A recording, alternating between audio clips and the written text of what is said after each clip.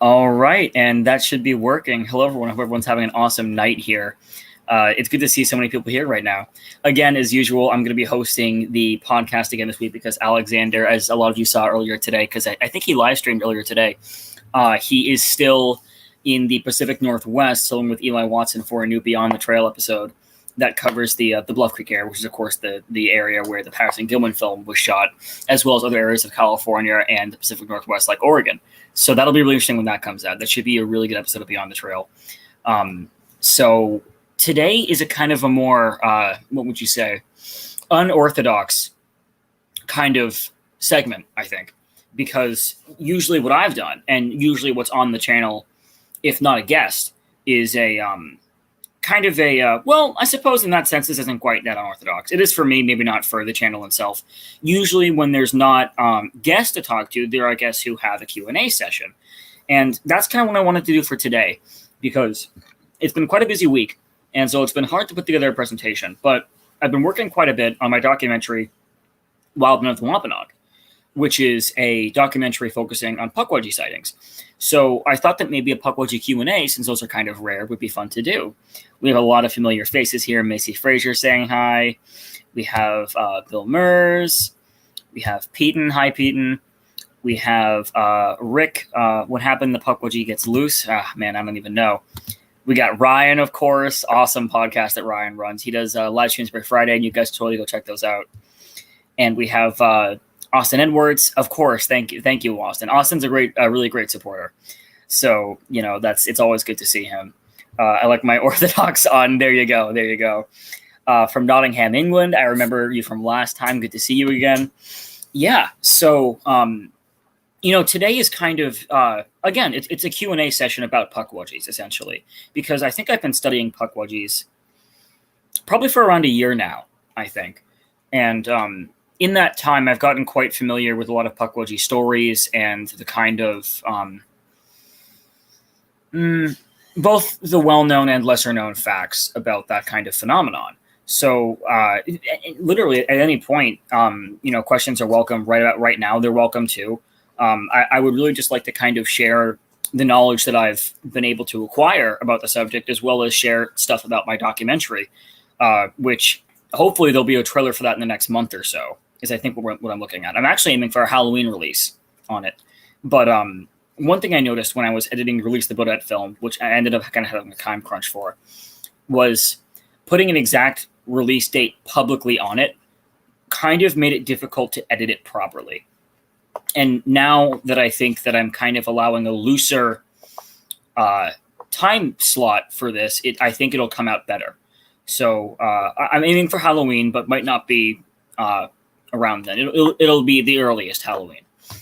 We have Maisie Fraser right away asking, give us an overview of the film. Right, so Wildmen of the Wampanoag, its aim is kind of to cover all of the facts. I'm not sure if it's right to call them facts, but I suppose you would call them facts. The facts that there are to be known about the pukwudgie phenomenon. So in a sense, you're talking about what the pukwudgie is supposed to be, its relation to other little people-esque stories around the world and around the country, particular sightings, particular areas, talking about reports, talking about evidence, and which is interesting because a lot of people don't kind of know that there's some alleged evidence out there, and I think that that'll be a good thing that the documentary does.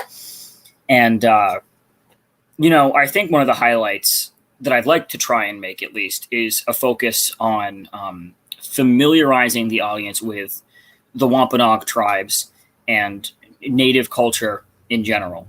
Because I think, well, for all I know, because it's hard to tell sometimes, it could be that, there's misinterpretations of mythology going on. And, to natives, and possibly to a lot of people, because now that there's alleged witnesses and such, these things aren't mythological. They're not fake. These are real things. So I would like to give as much respect to native tribes as I can during it. And during the documentary, in the beginning especially, you get to learn a bit about tribal structure, how long tribes have been there, when did we first interact with these tribes, what did the tribes think about these stories, how did they get into our culture, et cetera, et cetera. So I would say that that's kind of an overview. I'm kind of going for a Discovery Channel / Monster Quest approach, I guess, like a classic era Discovery Channel thing. I think that setting a theme for a documentary really does help it kind of move along easier because you get an idea of how you're supposed to edit it. So, yeah, I would say that that's kind of the overview best that I can give. Fred Flintstoner asked, where do I look for pukwudgies? So pukwudgie sightings, I mean, people usually confine them to New England. And, you know, to some extent, that is absolutely the truth because it's a mainly New England phenomenon, for one thing, in terms of specifically pukwudgie. And second, the pukwudgie is a name that comes from the Algonquin and Wampanoag tribes, which in themselves are New England-centric. Although I believe the Algonquin stretch further into Canada, if I'm not mistaken. It would be Eastern Canada. So that is where usually people would tell you is the forests of New England, specifically places like, like the Freetown State Forest, which is we go there in the documentary, has a great deal of pukwudgie sightings. We talked to Paul Eno, who's a Fortean researcher, about the Freetown State Forest, and he had some very interesting stories. One that's told a lot, and told in a documentary on YouTube called The Bridgewater Triangle, which is an area of Massachusetts that has strange happenings within it. And part of that triangle is the Freetown State Forest and the Hockomock Swamp. Is this story of a man who is interviewed in the documentary, but I can't remember his name, walking out with his dog near Cappoquet Road. And they came across what he described as a small, hair-covered gray figure, which essentially fits the term of a pukwudgie, 3 feet tall or so. And this is an interesting story. Said that it was beckoning to him and saying, "I want you, here," which he ended up interpreting as, we want you, here, come here. And he's not the only person who reports this kind of broken English that pukwudgies and other little people mimic, so to speak. So that's an interesting report. But really, someone actually mentioned, only place I've heard of pukwudgies being seen was around Ohio. Yeah, that's the thing. That was the break for it for me, was when I was researching, I found all like, oh yes, New England. And then I hit Indiana and Ohio. And I thought to myself, no, that's interesting. And the more I looked into it, the more I found that pukwudgie sightings and similar to pukwudgie sightings happen not just all around the continent, but all around the world. We have tons of variations on the little people stories, which is essentially what a pukwudgie is supposed to be. It's a small, kind of hairy, 2-hair covered little person. There's variation between those, and whether or not the right word's being used there is kind of up for debate, especially because there's different types of little people throughout many native cultures. So there's some contention over whether or not you're talking about a pukwudgie or just a pukwudgie-like thing. So there's your answer there, Yankee. A pukwudgie, the word is an Americanized or Anglicized name, essentially, that comes from the word pukwudgienini, which is a native word that means little wild man of the woods who vanishes. They're described as small people, small native-looking people, about 3 to 4 feet tall, and they are described as usually being covered in hair or kind of hairy, like a person would be hairy, sort of thing, and are sometimes described as having native tools, as being hunter-gatherers occasionally. Large ears are a very common report. That's kind of one thing that commonly associates pukwudgies with each other. Any stories from the area of the island of Newfoundland? So, Mark, I don't know about pukwudgie stories from Newfoundland, but I did get an interview a Canadian cryptozoologist for this. His name is Hammerson Peters. And Hammerson Peters has written a lot of books about the Nahanni Valley and surrounding areas in Canada. And especially with the influence from Iceland, where half the people still believe in the existence of small little elves. And, you could debate with good reason. There's a great belief in Fae phenomenon throughout a lot of Canada, and I'm sure in Newfoundland. And that especially happens to be the case with missing people cases, especially when missing persons cases seem to line up with what mythology says happens when a fairy or a fairy person or a little person kidnaps somebody. So I don't know about directly from Newfoundland, but definitely from all around Canada. So I wouldn't doubt at all that Newfoundland has similar stories as well. Let me see here. What are the tiny Sabe-like beings here called? West Coast. I know that closer to the West Coast, we're talking the southwest of the United States, we do have the word duende thrown around. Now, duende started as a Spanish thing, and we're not talking Spanish like, post-conquistador. We're talking, actual European Spain. And when they came over to Central America and South America, they brought with them the story of the duende, which ended up being adopted by the local cultures as the years went on. And a duende was essentially in Spain supposed to be a house spirit, something that lived in the house that was like an entity of some kind, usually under a house, I think. But the natives interpreted the duende as a little person story and kind of had a similar theme where it lived in their houses, but it was specifically a little person. So a lot of the American Southwest has taken on the term duende. I don't know about the Sabe, though. I actually don't know about that one, unfortunately. So that's as much as I roughly know on that. I know that Ryan Tremblay, who's in here, has some words to say on duende and pukwudgie sightings in the American Southwest, because he's been looking into it for a bit for very cool reasons. Let me see. I saw a question in here. Overview of the film.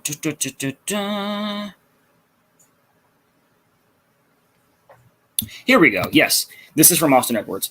How was your approach to this documentary different from others you have made? Doing my best to learn from the mistakes that I find present in Release the Bodette film. Because as happy as I was, and as people seem to be, with Release the Bodette film, there were things that I didn't like about it. One thing was the quality of the camera work.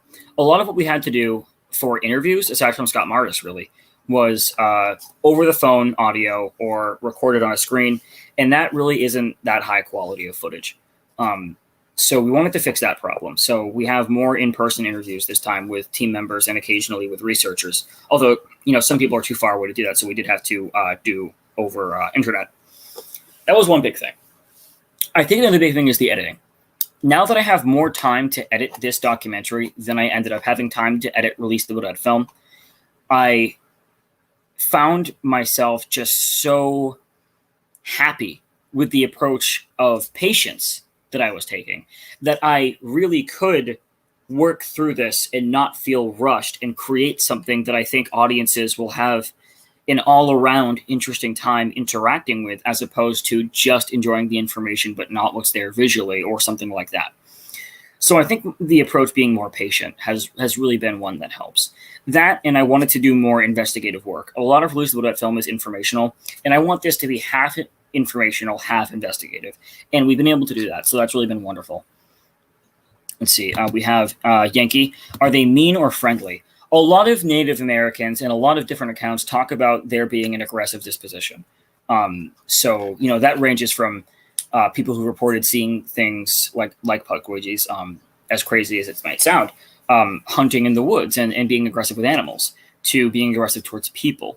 There's one report, I think, from the Freetown State Forest where a couple was driving away and they saw what they described as a small, hairy little man that was growling and glaring at them from where their car was and was giving them that kind of "don't come back" look sort of thing.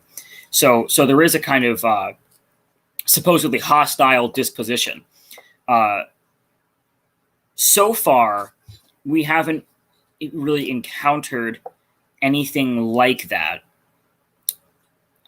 We did have this one quite unsettling experience up in Canterbury, New Hampshire, which I can talk a little bit about, but I like to keep stuff for surprises for the main part. Let's see. Another from Austin Edwards here.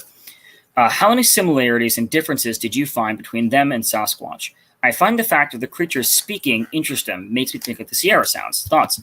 Yeah, well, there's a researcher who has a really cool idea about the speaking thing, for one thing. Robin Moonshadow, she's a native Canadian researcher. And I think she mentioned it in her interview, but I haven't gotten around to editing it just yet. She talks about how she thinks that it's mimicry, essentially, that when a pukwudgie seems to be talking, It's more like, if they are hostile, maybe they're looking to jump somebody or to get your attention away from safety. And what she thinks happens is that they listen for a bit, hear what sounds get your attention, and then mimic those sounds. So let's say she used this example. Let's say one was trying to lure her in.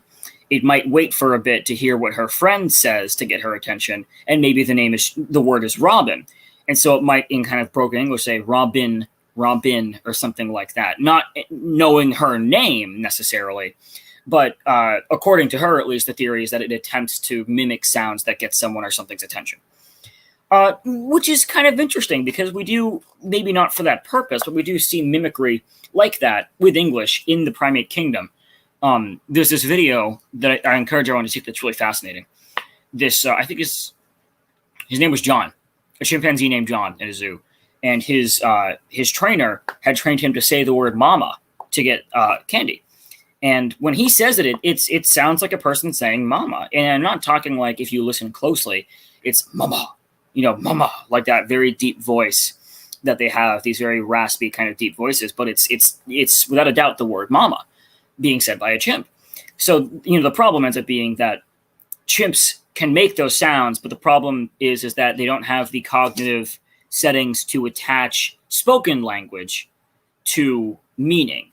A lot of theirs is physical language, so facial expressions, displays, things like that. And essentially, Robin's positing that a similar thing happens with little people and pukwudgies, just of a different, what would you say? A different intention, we'll say. And in terms of similarities between them and Sasquatch, I mean, physically speaking, there's obviously a lot, but it also depends on what setting you're talking about. So we have a lot of hair-covered sightings. Most of the depictions that we have in the documentary have hair-covered pukwudgies. But a lot of pukwudgie sightings aren't hair-covered, but they're hairy. And so when you get like that, it's less like a Sasquatch, obviously. And, the big nose and the big ears are part of their distinguishing features as pukwudgies. So there are some differences, but in terms of hairy hominid, they're in one of the same categories in that particular sense. So especially in terms of prehistoric human, there are plenty of people who point to Homo floresiensis or Homo luzon or Manatagawa man or any of the diminutive short human ancestors that we have and point to that and say, what if that's our prehistoric, what if that's our fossil record for pukwudgies? What if that is our fossil record for little people? So that's interesting, too. And, in that sense, looking to the fossil record happens a lot in Sasquatch research, too. So that was another kind of cool parallel that we found as we were kind of getting ready to look through all of this. So I saw this as well. Missy Fraser asks, what was your favorite place to visit during the production of this film? We're still filming, so we have one place left to visit over in Waterboro, Maine. Favorite place so far, it's between Canterbury, New Hampshire, and Wilton, New Hampshire. Canterbury, because we had the most interesting things happen in Canterbury. But Wilton was special because I grew up going to the Wilton High School middle school. So being back in kind of my old stomping grounds and being able to show people who, my friends are part of my crew, being able to show them, where I used to live and, what places I went to, and here in downtown's a cool place. It's just a really cool it's a really cool experience that way. So that was awesome too. And to know that there's pukwudgie stories from there that I had no idea about growing up is also really cool. We have I would drop kick one so hard the last thing we'd be able to say would be it's magically delicious. Yeah, that's ironically a cool thing to bring up. Like, leprechaun stories are, as much as we trivialize them now, started out as little people stories. They were actually called lucrepons, and they were basically the same thing as pukwudgies. So, that's a really interesting little accidental parallel there. It's really funny. Yeah, it's kind of a ride looking through all of this as research, just because it's such a weird phenomenon, but it's so cool. It really is cool. I've enjoyed pukwudgie research a lot. You come across so many interesting stories, and you get the chance to potentially make stories of your own, to have those experiences while you're out in these places. Canterbury was a lot like that. We had an experience where and I've never felt this before. The only thing that I could say was that we felt so unwelcome at a particular spot, just felt it, that we panicked. And I've never done that before. I'm not somebody, I'm very agnostic when it comes to, let's say, the supernatural or paranormal side of things. I don't really know what to think of it. And I never really find myself subjected to that kind of experience very often. But that was a strange phenomenon. I likened it to how I imagine, what is it called? Oh, I can't believe I'm forgetting the word now. It's the it's the form of sound produced at such a high frequency that it actually can induce a panic reaction in prey, and some animals use it. It felt very much something like that. So that was interesting. We have one from Grammy 3G here. Have you ever heard of Darrows, the being that live underground, and something you don't want to encounter from what I hear? I've never heard of Darrows, no. But I think it's interesting that you mentioned that, because there's a lot of parallels between stories of little people, physically speaking, at least in description, and other stories that do relate to underground stuff. So, one thing I noticed that isn't in the documentary, but that I noticed was the Kelly Hopkinsville goblins, if anyone here knows that story, basically looked like hairless pukwudgies, essentially. Infrasound. Yes, Peyton. Infrasound. Thank you. Yes. That's what I was talking about with sound earlier. And the thing about the Kelly Hopkinsville goblins, too, is they all share traits with what are referred to sometimes as crawlers, Dover demon type things, essentially. And so there you have a bit of connection of like, okay, there's kind of these intersectionist points of description, at least. Maybe not concept, but description.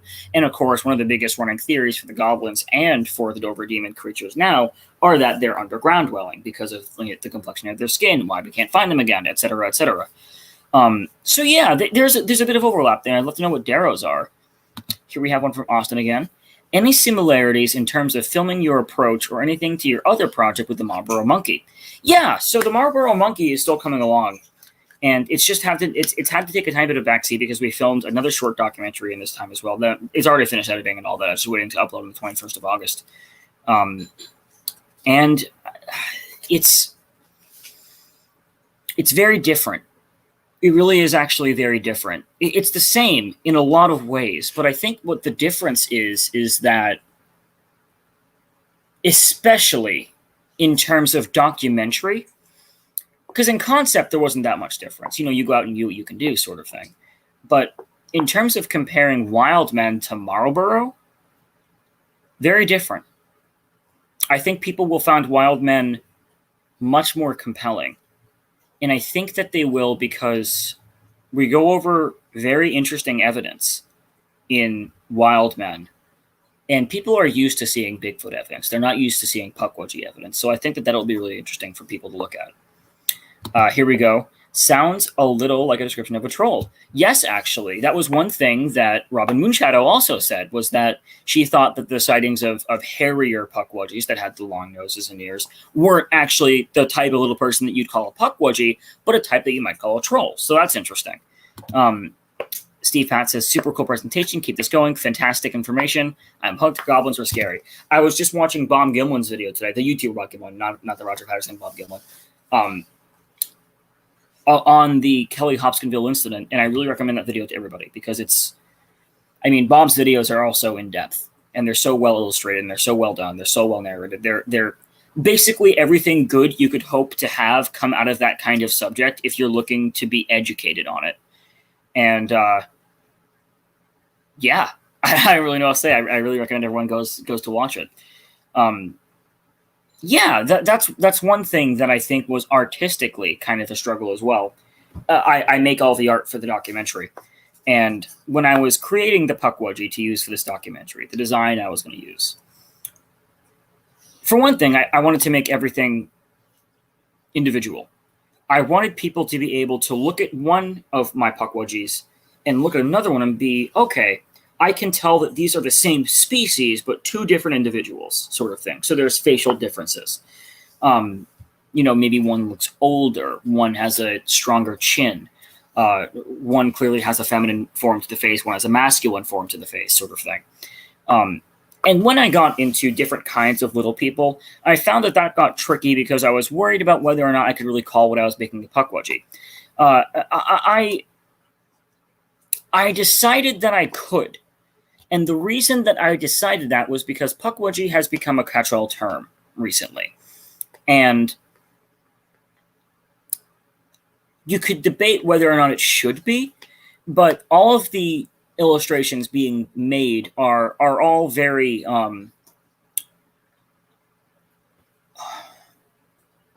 they're clearly all the same thing. So aside from when I make other little people variations in there, which I do have one of so far, but all the other ones are all pukwudgies, and even though they happen to kind of be on the more hairier side, that is what a lot of people report. And essentially, the difference from a less hairy pukwudgie is just that, the hair. Everything else is roughly the same. So I didn't really mind doing that very much. And in terms of there being, goblins and trolls and things like that involved, I kind of found myself having to roll with what I could do best to be artistically expressive enough to be interesting, but also keeping myself accurate to sightings. And I think that I was able to do that. And hopefully people enjoy the art of the documentary. It's full of pukwudgie art. I think I have, oh man, what is it? 1, 2, 3, 4, 5, 6, probably around 10 pieces of art, either just depicting various scenarios or being drawn directly from experiences that we discuss in the documentary. I know that there's 1, 2, 3, at least 3 or 4 that are pulled directly from sightings and the scenarios that they reported. The rest just kind of being relevant to talking points. Yeah, so and that was kind of cool too, because you get to play around with backgrounds then, because you do have pukwudgie stories from from Maine or from Massachusetts and New Hampshire, but then you have some from Ohio. You get to change the background a bit. You get some from Texas. You get to portray a pukwudgie in a flatter environment at that point. Arizona, things like that. So Canada. So really all over the place. And then when you get into talking about other little people around the world, you get talking about England. You get to be talking about Iceland, about South America, about all of these really cool places. So that was interesting artistically. Here we go, Jeremy 3G. There are many types, just like there are of mankind. Even Sasquatch, there are 10 types. Pretty much all cryptids have more than one type that is similar to one another.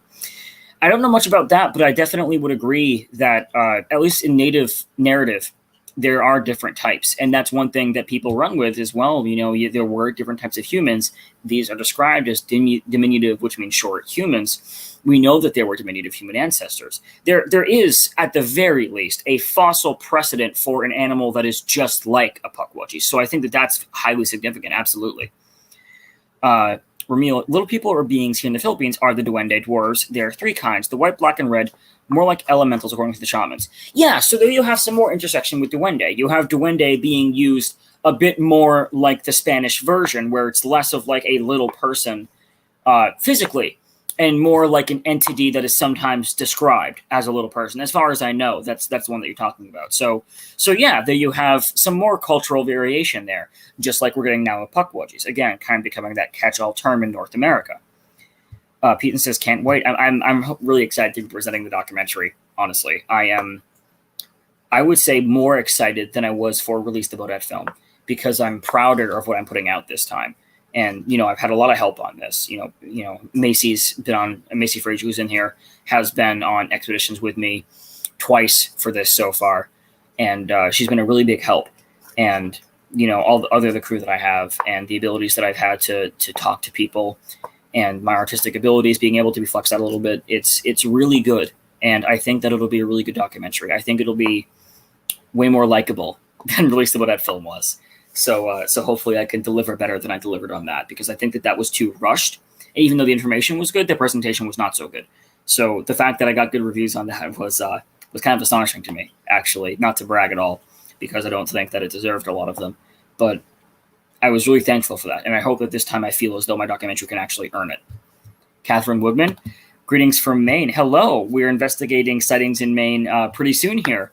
So it's that'll be cool. Maybe I'll end up in your neck of the woods. Who knows?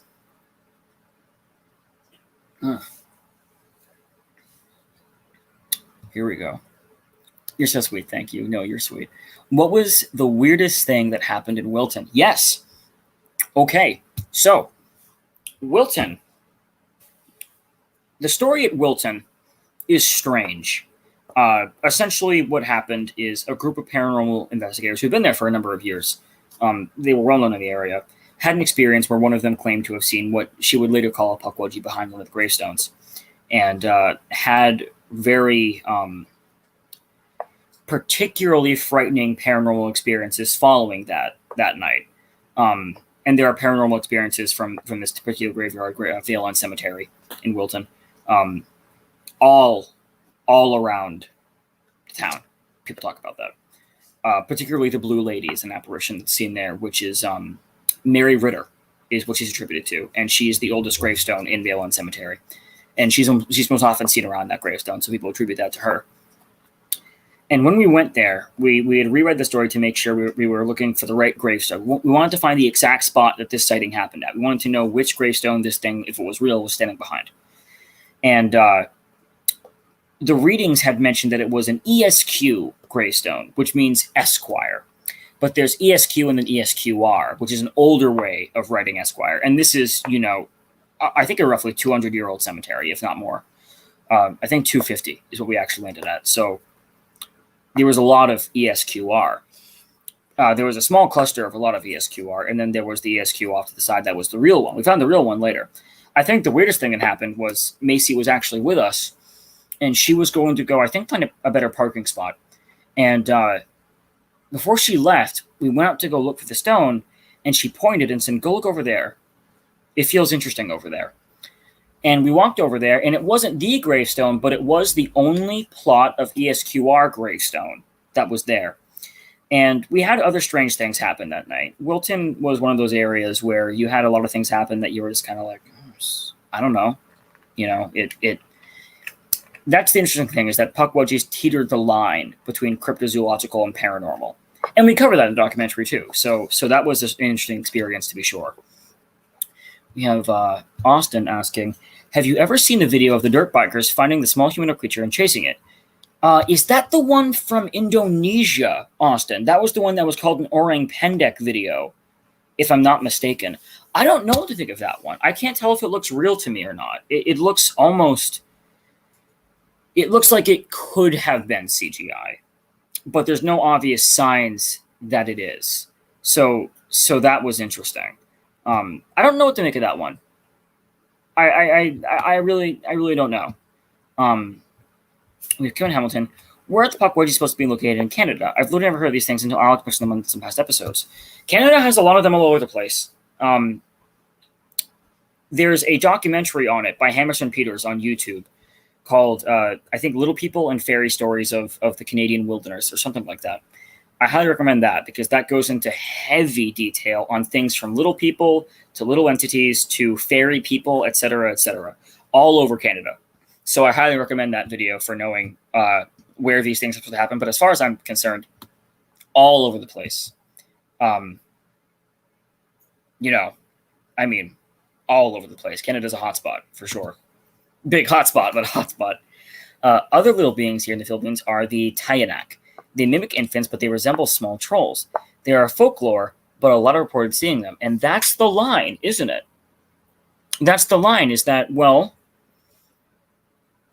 when is folklore actually based in reality, and how based in reality is it? That's actually one of the first lines in the documentary that opens it up is sometimes myth becomes encounter. And that's the strange line that we have to tread, is I think it's safe to assume that folklore exists. So defining folklore, we'll say fictional stories that maybe have a fundamental truth, like a fable, a lesson, let's say. And, we definitely have that. But are there forms of folklore that are based in truth? The answer to that also seems to be yes. How based in truth? And I think that's the question that we're facing in a lot of cryptozoology, but especially at this documentary. We're at the very edge of what we need to consider folklore and what we need to start taking seriously. So, yeah, That's interesting. And that was one thing that unfortunately I don't think I'll be able to talk to any specifically Wampanoag people in the documentary, um, because natives are very,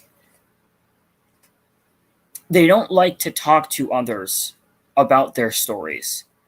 And I think part of it, well, at least with some people I talked to, not everyone, but a lot of them, it is about the kind of triviality that ends up being introduced to what they perceive as part of their world, as part of their reality.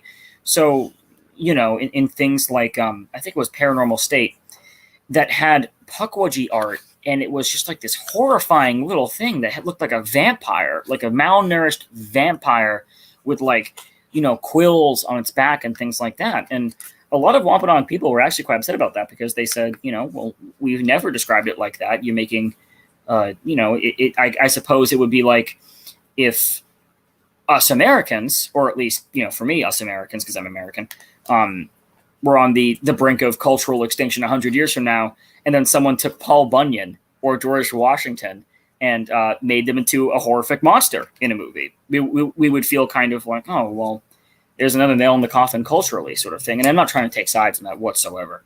I'm more so articulating how it seemed that people felt about that.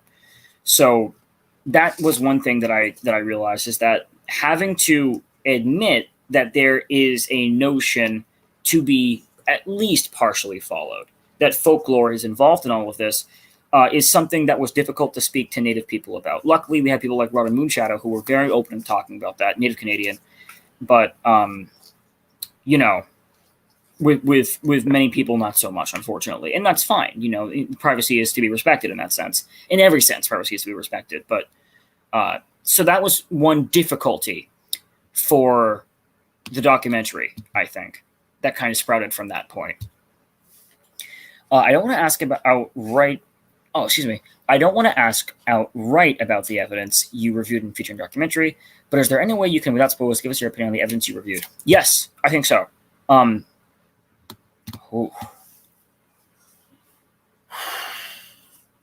would say that there are 2 to 3 pieces of evidence that we have so far, because we still have one location to go to before we wrap filming. So far, that don't have me stumped, but some evidence can be anything. I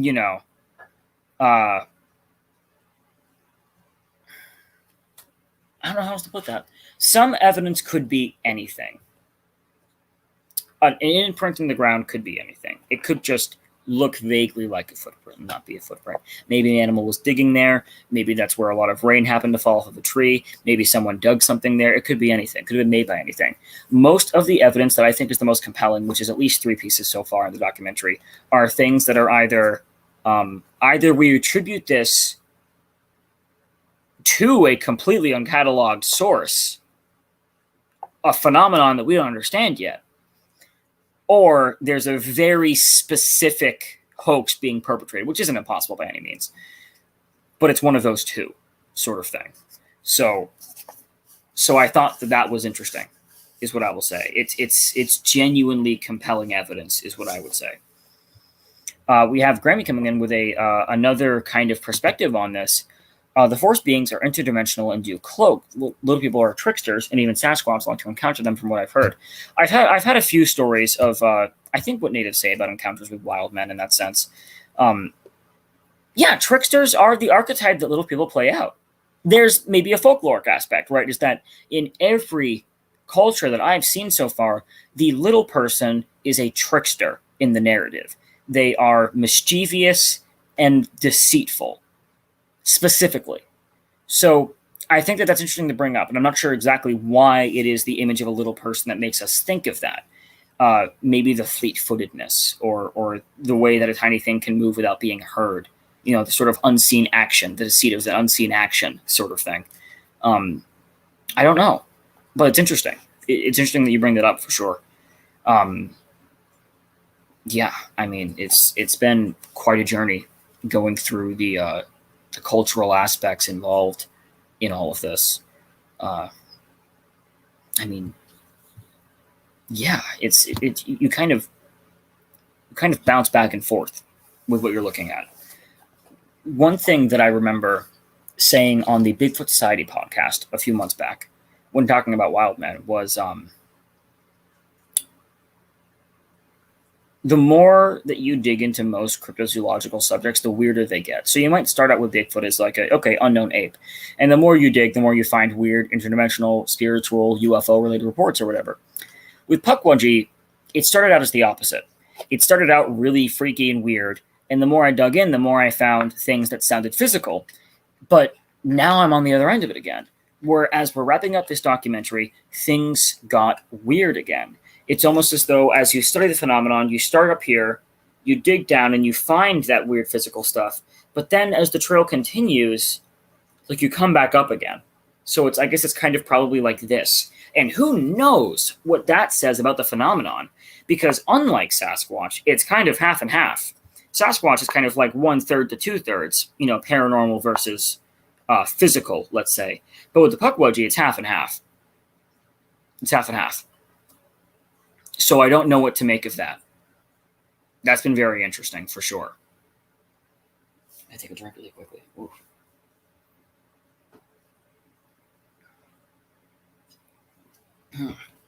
But yeah, so, and some of the experiences that we had were physical, and there were one or two that don't quite fit that category, I would say. Still could, but don't quite. So, that was interesting too. We're looking forward to definitely finishing up in Maine soon here, because that'll give us some pretty good time to be able to edit everything together. And, I think it'll be really, really good when it's done. I really do think that. And I hope everyone else thinks that as well. Yeah, I mean, trying to kind of think of another point to make about all of this. One thing I will say is that I encourage people to try this kind of thing. Putting together something educational about what they're doing with this. Because it involves two really important and fun things. The first thing is more important than fun, I would say, although there is fun involved, is that you begin to be skeptical of yourself. And I think that is just such a good thing to have, because you're human and you're flawed. Your observation skills are good, but if you're the only person looking at what you're observing, or overviewing what you're observing, reviewing it perhaps even after you've observed it, it's difficult to know if you're kidding yourself or not. Really, it is, because you're complicated. Humans are complicated. And to try and work yourself out alone is nearly impossible. So to know when you're kidding yourself is kind of difficult. So I think that this kind of experience, when you're making something educational and to have to filter yourself through the educational lens, helps you to learn to do that. And I think that there is also value in the experiences that you have going down that line. I mean, I can't say what it is, but we found something. And when we found this object, we were pretty much blown away. Nothing that breaks science or proves the existence of a pukwudgie or anything, but something that was just so fascinating in the context of pukwudgie that we were kind of all, it was that big, oh, no way moment. It didn't feel real, but it was very real, and it is very real. Whatever it is.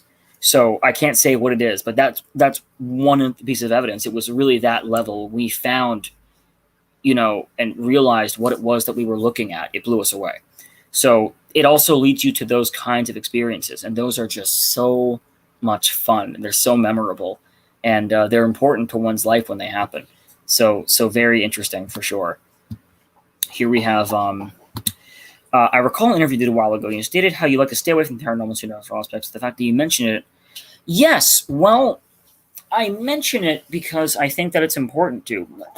I've changed my sentiment a bit, I think, during that interview, which is that I do stay away from it because I don't think that I'm equipped to analyze it properly. I think that I'm a bit too averse not in my opinion of it, but in my desire to interact with it. So what I usually say now is what I can on what people say about the paranormal aspect or what people report. And then I say, if you would like to know some more informed opinions, maybe talk to Tobias Wayland or Christopher Balzano or something like that. Here we go. I spoke to an elder from the Passamaquoddy tribe here in Maine, and she said that they believe they are interdimensional beings and they are called Genosqua. You know what? You have got to message Ryan Paul Tremblay about that on Facebook, because he is very much into the Genosqua phenomenon, and he would love, love, love to hear that. Unfortunately, that isn't my focus here, but yeah, that's incredible. That's the first time I've heard of a native actually directly talking about Genosqua in recent times. Peggy Curtis says, I'm looking forward to the film. All the pukwudgies have always freaked me out. For sure, for me too. I'm actually a bit rattled to go to this last location in Maine, but I think it'll be a lot of fun. That actually reminds me, looking at your profile picture there, Peggy Curtis, we have a funny story from Freetown State Forest. A number of years back, because of the height of pukwudgie sightings, the local police had actually put a pukwudgie crossing sign not too far from the entrance to the Freetown State Forest in Massachusetts.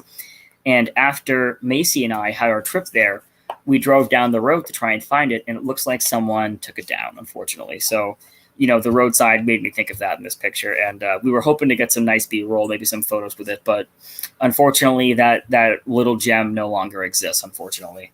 But there are still pictures of it online, and it was really cool, and I wish that it was still up. Yes, yes, yes. But yeah, I'm excited for the documentary too. I think that people will like it a lot. I hope they will. I like it so far. I would watch it, but you know, maybe my taste is horrible. All right. This may end up being a shorter live stream, I'm realizing, just because there's a I guess you can really only ask so many questions about pukwudgies or about the film in general. If I didn't have to keep some things a surprise, it probably would be a much longer live stream. But you know, we might be looking at only about an hour here, which is fine. You know, we don't want to you don't want to stretch out stuff too far or too little. That was one thing that I think that I've learned about documentaries. I learned it doing Release the Woodhead film. But I think I realized it after I made my first documentary, which was the short documentary on the Minnesota Iceman, is that I'm glad that we have things like YouTube. Because if I had to find somewhere to air this, I don't think I could make a documentary that was only 45 minutes long that I would be exactly proud of. I mean, Release the Woodhead film is, what, hour and a half? 90 minutes, I think, exactly. Yeah. Or approximately, at least. And that's a long documentary. Not everyone wants to sit through that. But I think that it's necessary if you really do want to make something educational, something that when someone does watch it, they think, wow, I came out of this feeling almost like an expert. And I would really like to do that with this as well. So I think that maybe even a tip for people who are trying to make documentaries, don't worry about time length. People who really want to learn about the subject will watch in intervals if they have to. So, especially if they have a DVD, you know. So yeah, that was one thing I learned as well. We have one from Austin here. Now, what are the key qualities about them? Are they more aggressive, shy, territorial? Definitely aggressive and territorial seem to be kind of an interlocking factor there. You know, that was one thing that I thought of, is that all of the aggressive reports that I've heard of all seem to be territory-oriented aggression. We don't want you here, don't come back here, sort of thing.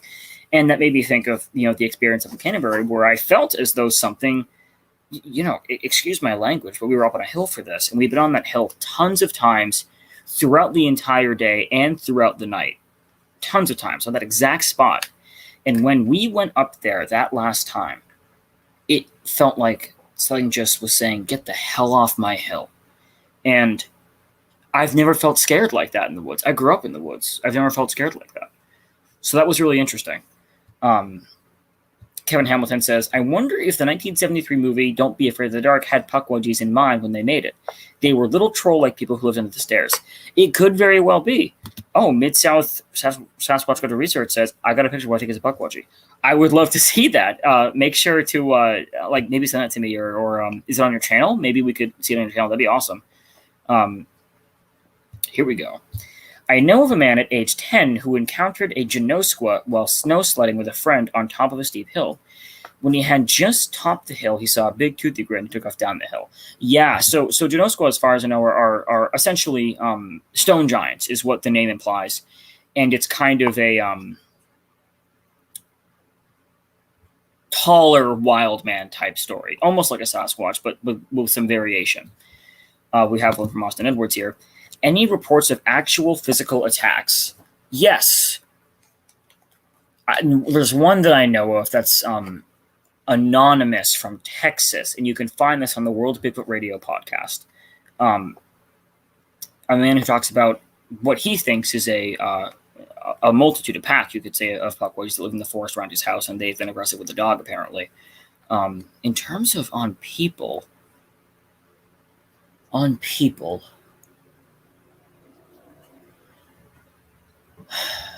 not that I can think of, no.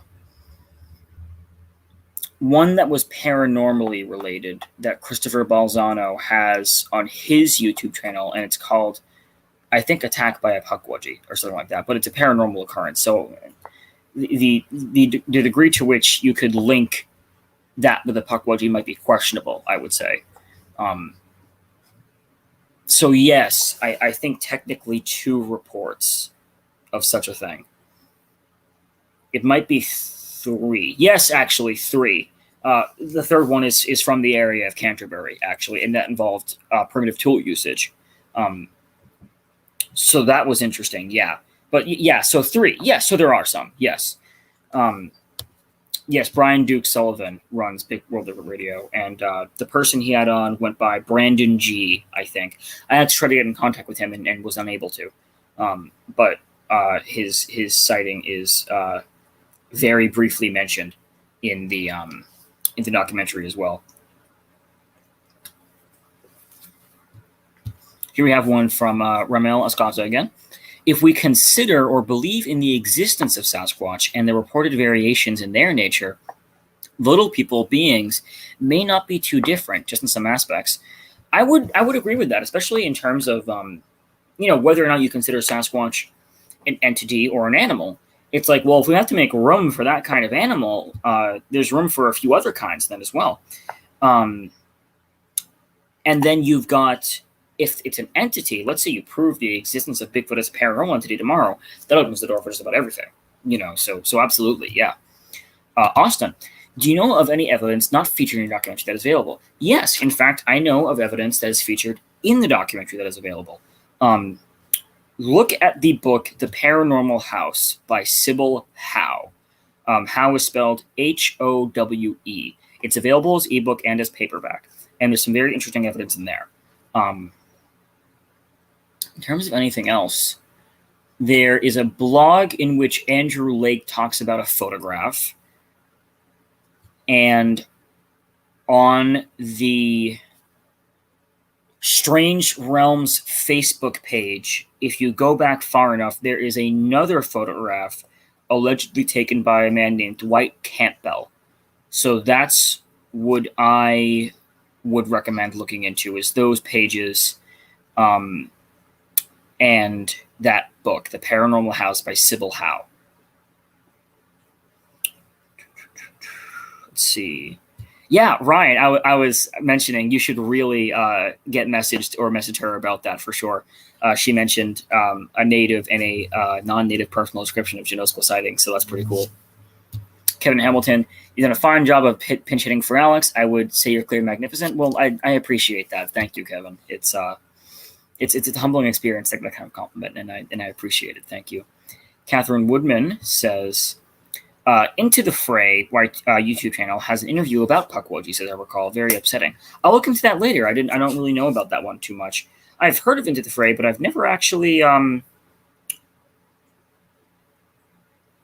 looked into it. So maybe I will after this. Let's see. The man with the legend, Warren Paul Tremblay, absolutely.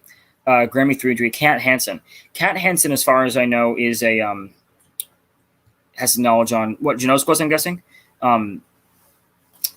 Very controversial person, because And I will not say my opinion on this, but I will definitely show both sides. So a lot of people like Kat Hansen stuff.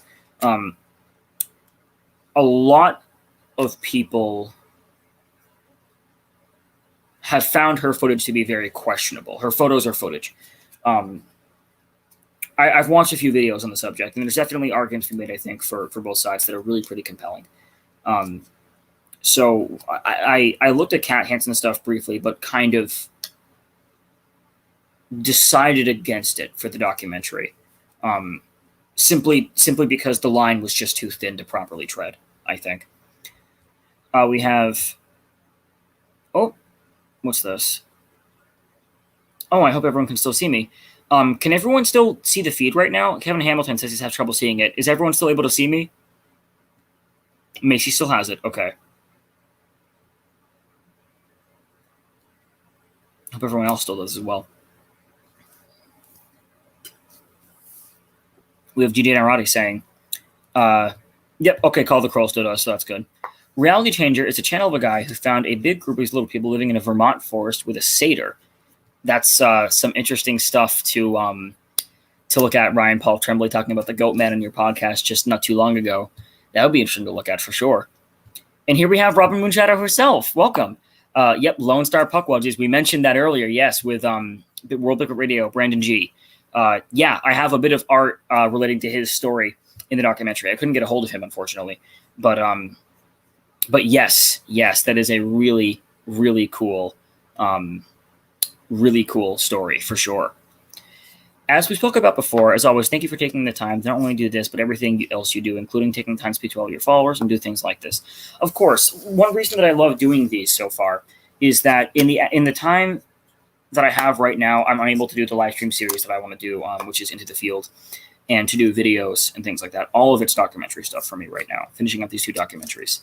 But once I'm done with that, I think I want to get back to this because I do miss this interaction. I remember when I first started the YouTube channel, I responded to every single comment that I could, and now I have trouble doing that.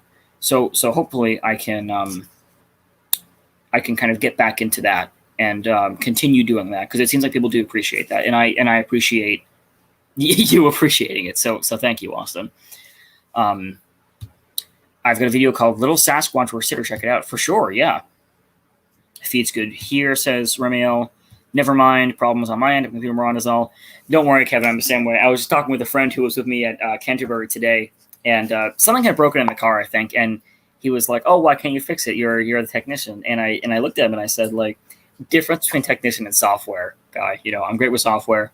I have no idea what I'm doing with tech either. So don't you worry there. Same thing with me. Call the Crow. So what's up with these things? I mostly research Sasquatch and Dogman. So pukwudgies fit into the little person-sided category, sorry. Call the Crow. It's very, when you think of like old world interpretation of leprechaun, before this became a St. Patrick's Day icon, we're talking, all of the little wild men. So the Lukerpun is what they were called. Or the Icelandic elves is a really good example as well. Basically, we're looking at the Native American version of that. But we do cover other wild men around the world, little wild men. So, so we're basically looking at North America's version of the old Lukerpun or the Icelandic elf. Small, diminutive, native-looking people that are possibly paranormal, possibly not, maybe found in the fossil record. A lot of different interpretations of that kind of thing, for sure. I know this Q&A was on much of the topic, but can you go into anything about any of your other projects? Yes. So I'm hoping to put together a trailer from our 3rd short documentary called Tailing the Danville Devil Monkey soon here. It's about, I think, 15 minutes long, 16 minutes maybe. Not very long at all. They're short. And that will actually be uploaded on August 21st to my 2nd channel, which is specifically for documentaries now. And you can go subscribe to that by finding it in my channel list. So that document is already all set and done. That's already been all edited. It's all great now, all ready to upload. Just got to wait for that and make a trailer for it. Marlboro Monkey is still underway, but is mostly, all the resources are mostly completed. I have to edit together one interview, conduct one more with myself to kind of fill in some context. There we go, in the documentary. And then that will be it. That'll be ready to edit and send out. Hopefully, I'm looking at September, I think, now. But again, not constraining myself. And, you know, I will say this about Marlboro Monkey, too. It's been so interesting. You can ask Aleks about this, too. After getting involved in the Marlboro Monkey, we had a slew of people, not because we were talking about Marlboro very much, but just by chance, email us, I should say, and with Marlboro stories. Or they were people who had lived in Marlboro who were having stories elsewhere, but who had a friend who had Marlboro stories. And it kept coming. And that's been a few months now, since I would say must be March. And it just keeps happening. I would say once a month, we get some kind of story or story development. So, you know, that's been fascinating. I had to go back to film more at Marlboro just because I wanted to cover more of that. So that's been very interesting. That's been some, you know, some people might call it synchronicity. So, you know, very, very, very interesting. And, you know, again, Robin Moonshadow in here, very nice person. Great documentary interview with her. Definitely recommend talking to her about this if you guys want to know more about this. And, you know, here's some wise words from Lockbeard. Don't spank your pukwudgie. It's not a good idea. It's not a good idea. Here we have these things. These things are in Vermont, are covered with hair that changes from black to white with season, and they cut it when it changes. That's interesting because we've heard similar reports of the fur being covered with something or the fur changing color. We had one report from New Hampshire of one that was losing hair and appeared almost bald, but was identical to another one that had been seen that had more hair on it. So, yeah, there is this weird specificity with physical description. So again, I'm sure Robin would find that very interesting. Yeah, so I didn't know that there were any sightings in Vermont. Unfortunately, we can't seem to go there, but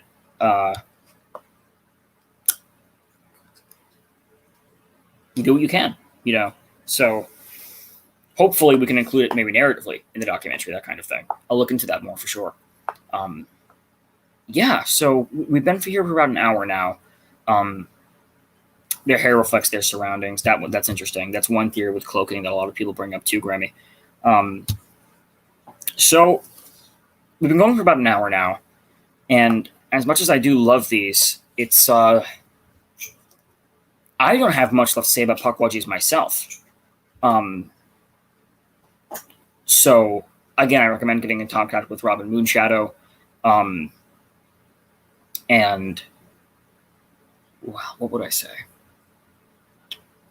I would say if anybody has anything else to say about pukwudgies, feel free to, because I'll keep it open for a few more minutes to see what else comes up in that regard. I will say I enjoyed doing a Q&A as opposed to a presentation, just because with everything going on in terms of projects, it's been so hard to dedicate time properly to making a good presentation. And if I'm not going to make a good presentation, I don't want a good presentation. So this has been really good, and I'm glad the turnout was what it was with it. I'm really happy to see that. Thank you, everyone, for tuning in. Seriously. Here's a good question. Austin Edwards. Side question. I know you've been a fan of Scooby-Doo. Did you see the trailer for the new crossover with Courage the Cowardly Dog? I absolutely did, and I'm excited. I loved both of those cartoons growing up a lot, so that'll be really cool to see for sure. Robin says, hi, everyone. Thank you. I've been here just quiet. It's Karac show tonight. Awesome. Oh, well, thank you, Robin. Thank you so much.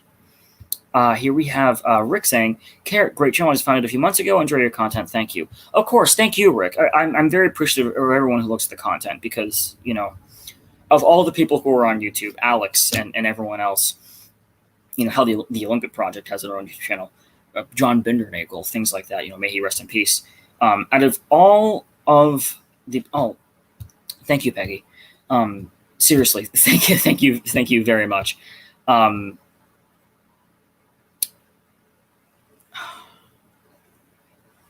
It's a very interesting experience to know people want to dedicate time to what I have to say, because coming at this from as objectively as I think that I can muster, I think to myself, well, I probably have interesting thoughts to say, but chances are other people are much more interesting. Just because, I'm younger. I haven't been seriously involved in the field for more than about 10 years now. Many people are 10 years more than that. So, yeah, so thank you, seriously. Call the Crow says, I've seen little beings, black with glowing green eyes. Are these pukwudgies? Well, again, pukwudgies kind of become a catch-all term. If we're going off of what is mostly described as pukwudgie and what natives would call a pukwudgie or pukwudgie, it might not fit into the pukwudgie category specifically, but might still fall under little people, depending if it's physical or non-physical, what you believe about it. The generosity of the hair covered, that's one distinguishing factor that natives will point out between different types of little people, as well as the amount of hair seen on these beings. Pukwudgies usually involve large ears, is one of the best distinctions that I know of. Big noses as well. Here we have Austin again. Thank you for taking time to educate us on topics that have been criticized for a long time. Absolutely. I'm someone who believes that cryptozoology is not a pseudoscience if conducted correctly, but is actually the forefront of zoology. The spear tip, you could say. So I think that of all things to take seriously in terms of biological science, that's a pretty big one, And I wish it would be taken more seriously by both people outside the field and inside the field. So absolutely. Any reports of their eyes being reflective like Sasquatch? Not that I know of, although glowing eyes have been reported in more paranormal reports, yes. Here we go, Robin. Black imp type seen on Mount Shasta. There you go. Yeah, that's one area with a lot of interesting activity around it for sure. And of course, there you have the black imp, the imp type, as opposed to the troll or the fairy or like, again, I like bringing up this a lot, the lucrepon. So absolutely, yeah. It might fit into that kind of category more accurately. Very interesting. All very interesting.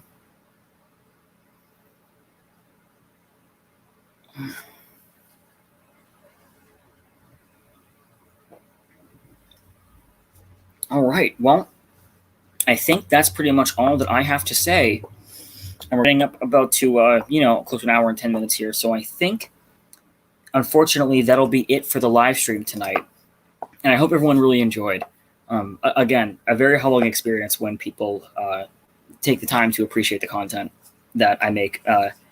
Ironically, not on my channel right now, but in general. So thank you, everyone, very much for coming to the live stream tonight.